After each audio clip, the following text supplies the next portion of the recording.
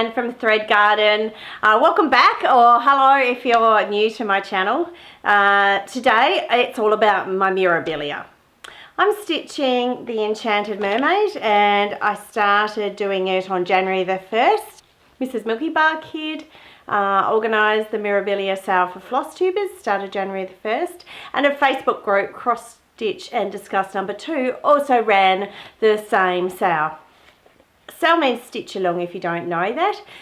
So the Mirabilia SAL, the idea was to start on January the 1st and just to work on it at your own pace. I must admit it's not a focus project. I want to focus on this piece after I finish the preschooler alphabet. So at the moment I'm working on that predominantly. I'm stitching the preschooler alphabet with a friend and we've both agreed to stitch a mermaid after that. So I just had to put some stitches in on the 1st of January just to be part of that group. The Enchanted Mermaid is very sweet.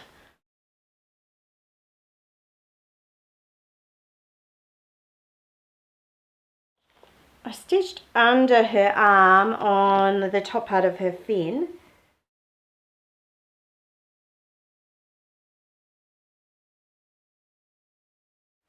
And she looks like that. This is a beautiful fabric. It's a 28 count even weave, hand dyed by the Chromatic Alchemy, and I'll post a link to that underneath. I was fortunate enough to win this piece. It's a beautiful light blue, smoky grey, mauve fabric, and it's beautiful. It's very soft.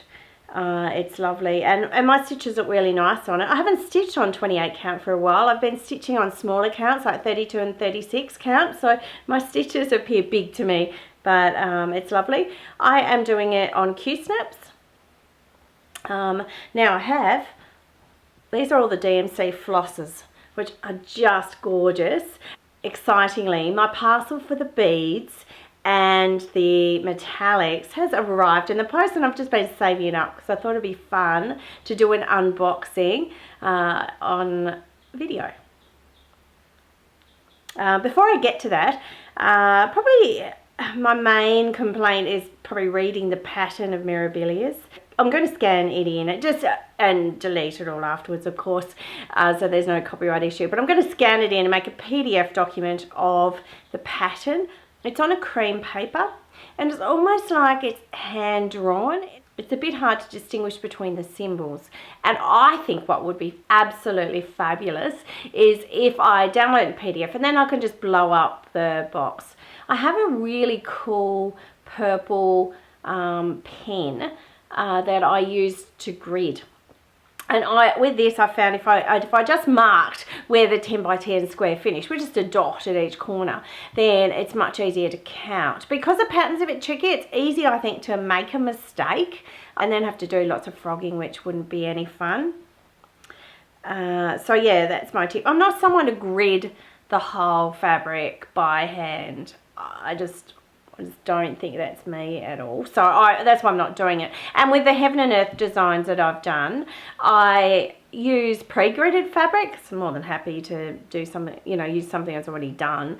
But with this I wouldn't hand grid it. I'll just use my little purple pen, which is just brilliant. I love my purple pen. The purple pen just fades away like really fast, like in a couple of hours. You can't even see a trace, so that's perfect. I'm stitching at 2/2 and that's going really well. As I say, it's not going to get any love and attention until I finish my preschooler alphabet, and I'm up to letter M. So I've still got a little bit to go, but I am focusing on that, and I haven't focused on that a lot. I've just been doing it like maybe half an hour a day, whereas I'm going to try and do 2 hours a day on it, so that should chuff it along a little bit, shouldn't it? Yeah. Alright, I'm going to grab my parcel.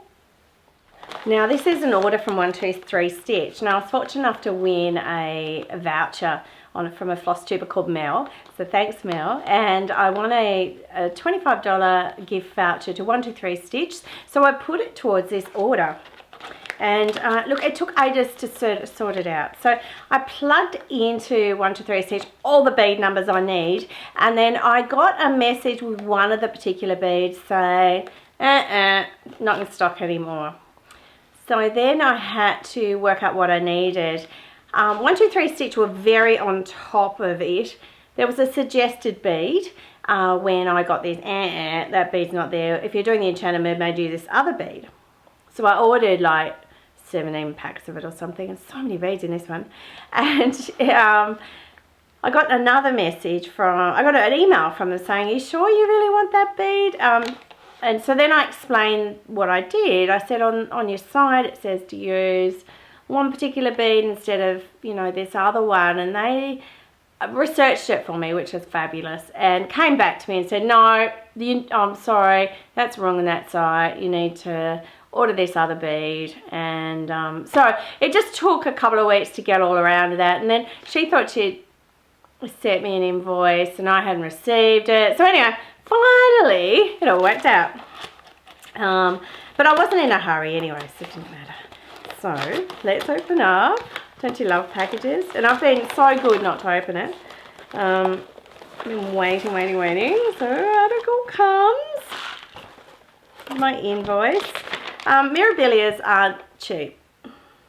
Yeah, so anyway, put that aside. And it looks cheap once I won the fabric. I won $25 off that, but still would probably be 150 Australian dollars. No, it's probably even plus then $15 for the pattern in Australia. So not cheap, but a labour of love. So what have I got here? My little packet. I bought some needles. I thought I'd try some easy threading eye cross stitch needles. So they've got a double eye up top, and I must pull the thread through. I just thought I'd try them. They're easy thread ones. I just thought I'd give it a go. I love 26 count needles. They're sometimes a little bit hard to thread, so I thought I'd give it a go. I also love the 28 petites. I just love anything petite, but these are nice, aren't they? They're good. So I bought some invisible thread to bead with, and I haven't used invisible thread before. I have done beading. I had no idea that there was a complexity on cross stitch, and basically I threw myself into the deep end right at the start when I cross stitched and stitched a shepherd's bush, a massive shepherd's bush cross stitch, and that didn't have any specialty stitches, but it had beading. So, and I used just the one strand of the DMC floss that matched it, and so I thought I'll give the invisible thread a go. So I've got that. And these are my lovely Chronix. Aren't they beautiful? So these remind me of peacock colours. Of course they're Enchanted Mermaid colours. Aren't they beautiful? Hopefully you can see, but they'll be gorgeous, won't they? A beautiful peacock, beautiful pistachio green, gorgeous sea blue, and just a really pretty white with a gold thread through it. I can't believe how many beads. These are all the beads I need for this mermaid. The mermaid's a lot bigger, but actually Mirabilias in general are a lot bigger than one could imagine. If I've only just stitched that tiny little bit there, then she's going to be really big, isn't she? She's going to go right from here down to there. So it's quite a lot of stitching, and obviously quite a lot of beading. If I've got all of these beads, and I've probably got 30 odd packets of beads here, that is incredible. Some of the packets have just got one crystal, for instance, which is just incredible. And they'll be so pretty, won't they? It's got like 2 crystals. So and this one's really pretty. It's a pretty peacock crystals. Look at them. They're so cute, aren't they? So there's a lot of beading on here. So they're all Mill Hill. I just went with what was recommended. Sometimes I think that's easiest. I have Thread Heaven. So I'll be definitely using Thread Heaven and Shortcuts on my Chromatic when I'm up to that bit. I'll leave the beading, I'll leave the Chromatic to the end. Obviously I have to do the Chromatic first and then the beading. So I'll leave that to the end. And I'll stitch with, I'll use a Q-snap, and then I'll stitch with a, just stitch it in hand, stitch my beading on. Because otherwise the Q-snap's is going to squash the beads, so that's silly, isn't it? What's your opinion about one-on-one for the skin? It does look beautiful. I'm trying to think which video I watched the other day, but somebody did one-on-one. Oh, it was amazing. Oh, I think it was Carolyn Mazzio did one-over-one for her Mirabilia. So I'm going to give that a go. So if I'm doing it, you'd normally do one skin stitch 2/2. So I guess one stitch represents 4 stitches. So I divide a block up into 4 of the even weave. That's how it's going to work in my brain. Correct me if I'm wrong, but that's what I'm going to do. One last thing about the Mirabilia. I bought another one, another pattern. So my local needlework shop, Stitch in Time, knows me well, and when I walked into the shop just to get some DMC thread, she goes, oh, by the way, I've got all Mirabilia patterns half price. So I thought, better go and look. So I bought this one. This is called Sleeping Princess, and do you know what I love about this? I love all the mattresses she's sleeping on. It reminds me of Princess and the Pea so much. So a princess on all these gorgeous mattresses, and this gorgeous chandelier and beautiful hot pink and oranges. Wow, wow, wow. So I'm not sure when I'll start that, but she is beautiful. The other one I like in that, I think, is Sleeping Beauty, and that's a lovely one too. But she doesn't have all the mattresses, and I do love all the mattresses. One day I'd like to stitch the Heaven and Earth design Princess and the Pea as well. I really love that. Funnily enough, I was in a fish and chip shop last night buying dinner, and there was a Princess and the Pea book, children's book to read while you're waiting for your order. And it was the first time I'd ever read Princess and the Pea. I mean, isn't that ridiculous? I'm 44 and I'd only just read Princess and the Pea. So, well, the things you do.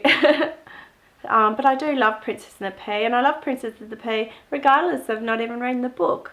A bit silly, aren't I? So anyway, read that book now, and I'm totally into Princess and the Pea, for real, and I look forward to stitching this one. I might even put a little green pea in there, and I will also, one day, I will definitely do that Heaven and Earth Princess and the Pea pattern. So now I have a dilemma. I have to do all my storage of my beads and that.